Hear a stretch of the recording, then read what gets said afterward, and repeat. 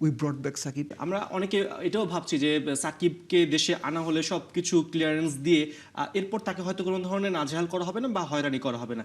But এটাও তো ঠিক যে ইমরান খানের মতন একজন পার্সন যিনি পাকিস্তানের কারাগারে বসে আছেন, দিনের পর দিন কাটাচ্ছেন। আমরা দেখতে পেয়েছি ভারতের নবজিৎ সিং সিধু, সেও আসলে কারাগারে দিন কাটিয়েছেন। আমাদের যুব ক্রীড়া প্রতিমন্ত্রী তিনিই তো জেলে ছিলেন দীর্ঘদিন যাবৎ। সো এই যে সবকিছু ক্লিয়ারেন্স দিয়ে তাকে নিয়ে আসার পর তিনি যে একবারে মানে সহি হালতে থাকতে পারবেন এই গ্যারান্টিও তো নেই। উপমহাদেশের রাজনৈতিক সংস্কৃতি সেটা ফলো করে না।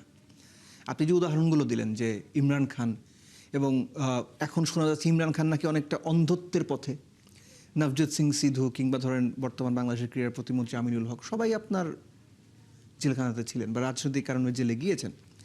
সো সাকিব আল হাসানের ক্ষেত্রে এটার রিপিটেশন হবে না। সাকিব আল হাসান দেশে এসে ক্রিকেট খেলে 3 মাস পর আবার জেলে যাবেন না, এই নিশ্চয়তা বাংলাদেশে পার্থ দেওয়া যাবে না।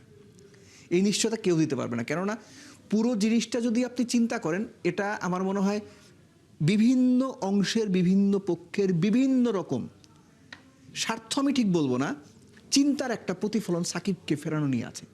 ক্রিকেট বোর্ড একরকম ভাবছে, সরকার হয়তো একরকম ভাবছে, ক্রীড়া প্রতিমন্ত্রী হয়তো একরকম করে ভাবছে, আপনি আমি হয়তো আরেক রকম করে ভাবছি। সো এই সব পক্ষের যে চিন্তা মিলবে না।